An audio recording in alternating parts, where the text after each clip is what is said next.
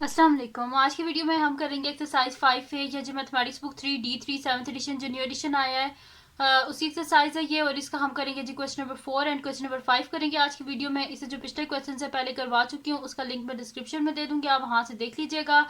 और अगर अभी तक आपने मेरा चैनल सब्सक्राइब नहीं किया तो उसको सब्सक्राइब कर दीजिए और बेल आइकन को लाजमी प्रेस कर दीजिएगा ताकि आपको न्यू आने वाली वीडियोस के बारे में पता चल सके।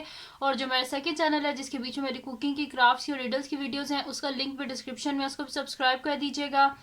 और जो मेरी बहन का चैनल है उसका लिंक भी डिस्क्रिप्शन में, उसको भी सब्सक्राइब कर दीजिएगा। तो स्टार्ट करते हैं। हमारे पास है जी क्वेश्चन नंबर 4 है कि a florist buy roses at $18 per dozen if she sells them at $1.20 each, express her loss as a percentage of her selling price। अब हमने सबसे पहले कि कोई फ्लोरिस्ट है जो कि जो है पर डजन यानी कि 12 रोजेज $18 की वो खुद खरीदते हैं। तो अगर वो उनने एक जो और उसने अगर उनको सेल किया यानी कि अगर बेचा है उसने कि 1.20 ईच यानी कि एक फ्लावर उसने बेचा है $1.20 का, तो हमने एक्सप्रेस करना है उसको जो लॉस हुआ है as a percentage of selling price. ठीक है, तो इजी सा ही क्वेश्चन है, कोई मुश्किल नहीं है। स्टार्ट करते हैं इसका सोल्यूशन। तो मैं यहाँ पे लिख लेती हूँ जी सोल्यूशन। और तो यहाँ पे सबसे पहले हम लिख देते हैं selling price of 1 dozen of roses, यानी कि ये 1 डजन ऑफ रोजेज का गिवन है ना, मतलब कि उसकी कॉस्ट प्राइस। तो हम सेलिंग प्राइस भी 1 डजन रोजेज की निकाल लेते हैं पहले। तो मैं यहाँ पे लिख लेती हूँ selling price of 1 dozen of roses. तो 1 डजन यानी कि 12 रोजेज मल्टीप्लाई बाय एक रोज की क्या कॉस्ट है, $1.20। ठीक है, ये हमारे पास है तो इसको हम मल्टीप्लाई कर लेते हैं यहाँ पे। तो ये मेरे पास आ जाएगा। तो कैलकुलेटर यूज़ करके देख लेते हैं कि क्या आएगा हमारे पास आंसर। तो मैं 12 को मल्टीप्लाई कर देती हूँ। 12 मल्टीप्लाई बाय 1.20, तो इसका आंसर मेरे पास आ रहा है जी 14.4। तो मैं यहाँ पे लिख लेती हूँ कितना आ रहा है, $14.4। तो हम यहाँ पे लिख लेते हैं इज इक्वल्स टू $14.4। ठीक है, ये आ गया मेरे पास। अब हमने क्या फाइंड आउट करना है, हमने फाइंड आउट करनी है लॉस की परसेंटेज फाइंड आउट करनी है। Loss as a percentage of selling price, यानी कि डिनोमिनेटर में हमने क्या रखना है, सेलिंग प्राइस को रखना है। अब लॉस हुआ है तो लॉस में क्या होता है हमारे पास, cost price minus selling price होती है ना। तो वो यहाँ पे हम लिख देते हैं कि यहाँ पे मैं लिख देती हूँ required percentage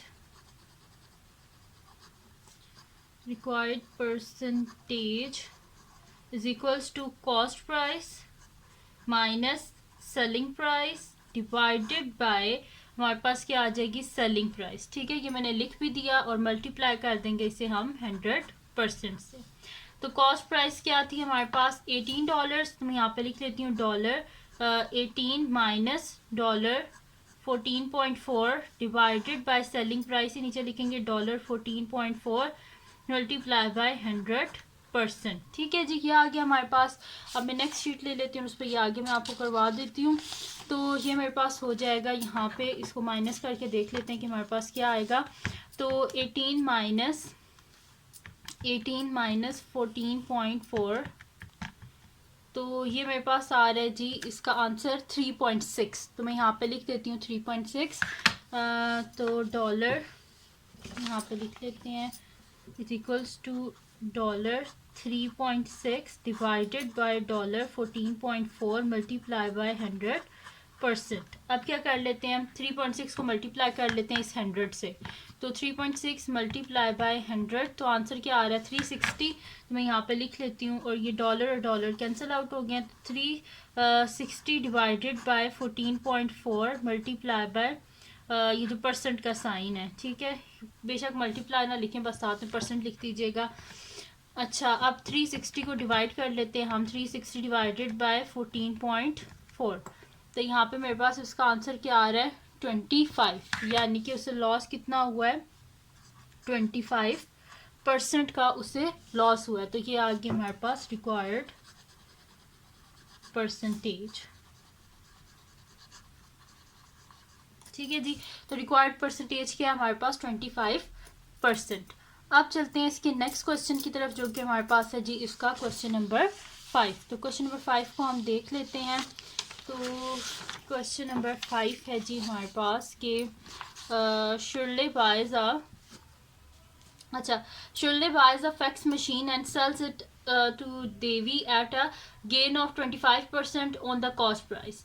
Devi then sells the fax machine to Amira at loss of 25% on the price at which she buy it from Shirley. If Amira pays $360 for the fax machine, how much did Shirley pay for it?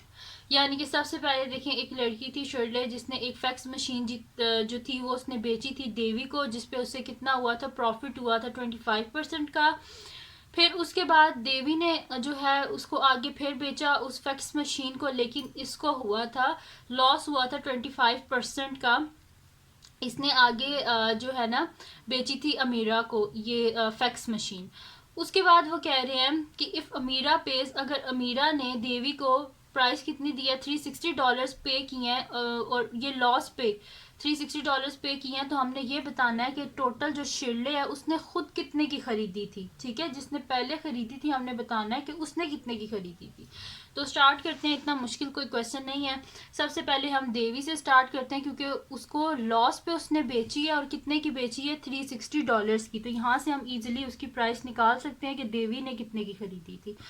ठीक है, तो मैं यहाँ पे लिख देती हूँ कि सोल्यूशन, और सबसे पहले कि अब देवी को कितना लॉस हुआ है, 25% का लॉस हुआ है। टोटल कितने परसेंट होता है, 100% होता है ना, जिसमें से 25% का उसे लॉस हो गया। तो 100 में से 25 को माइनस करें, पीछे क्या बचता है, 75। ये देखिए ना, 100% में से आप माइनस करें 25%, तो पीछे क्या बचता है, 75%। ठीक है, तो मैं यहाँ पे यही चीज़ लिख देती हूँ कि 75%, क्योंकि देवी को लॉस हुआ है ना, तो 75% ऑफ प्राइस देवी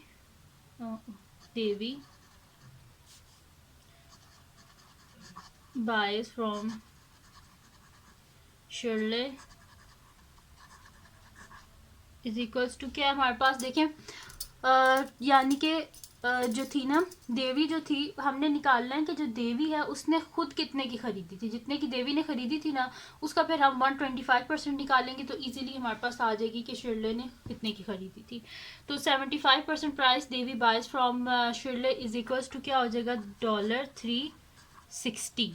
ठीक है जी, तो 75%, क्योंकि देखिए मैं आपको समझाती हूँ कि मैंने यहाँ पे 75 क्यों लिखा है।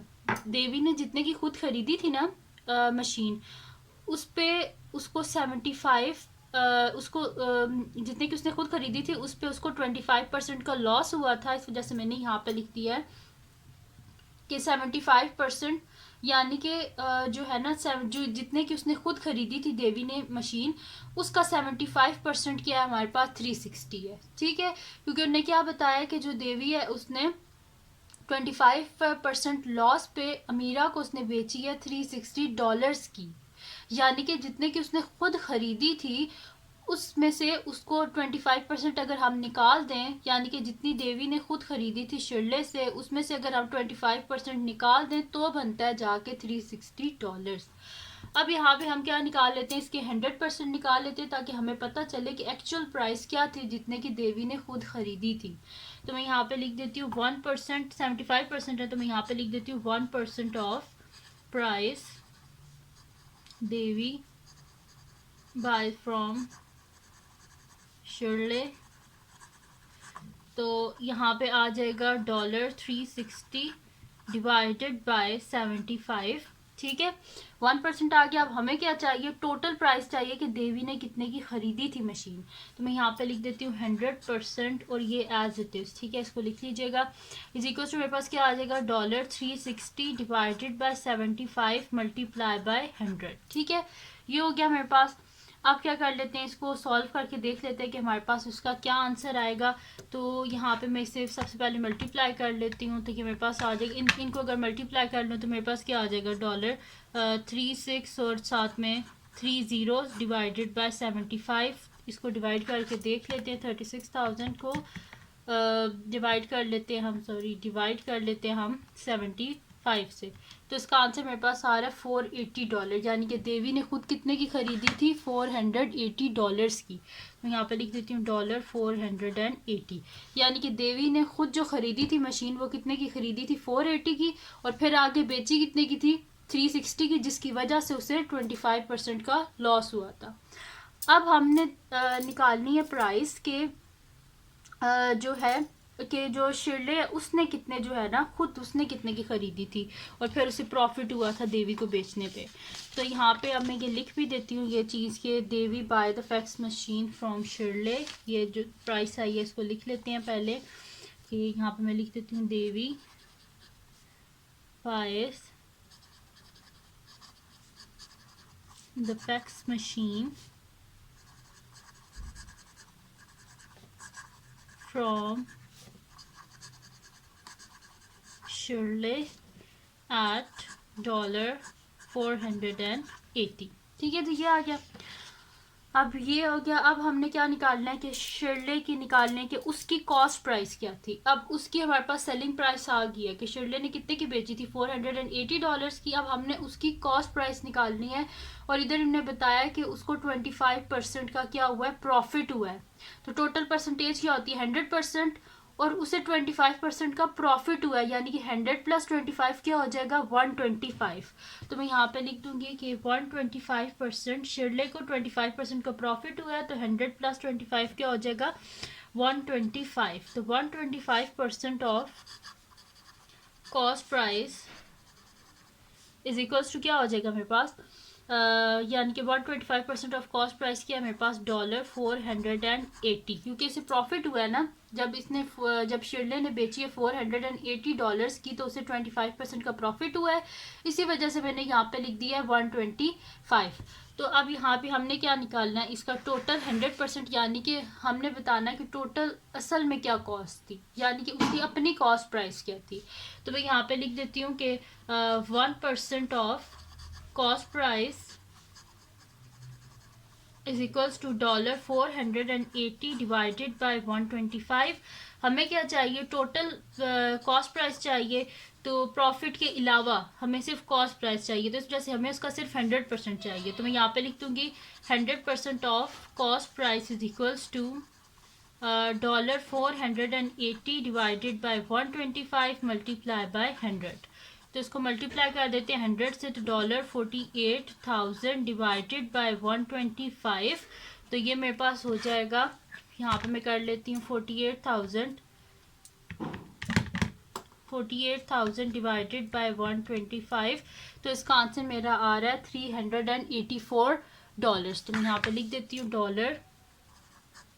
$384, यानी कि शिरले ने खुद जो मशीन ख़रीदी थी वो उसने बेची है 25% प्रॉफिट पे 480 की, और जो देवी है उसने 480 की ख़रीदी है और उसने 25% लॉस पे उसने बेची है 360 की। तो ये आ गया जी इसका आंसर।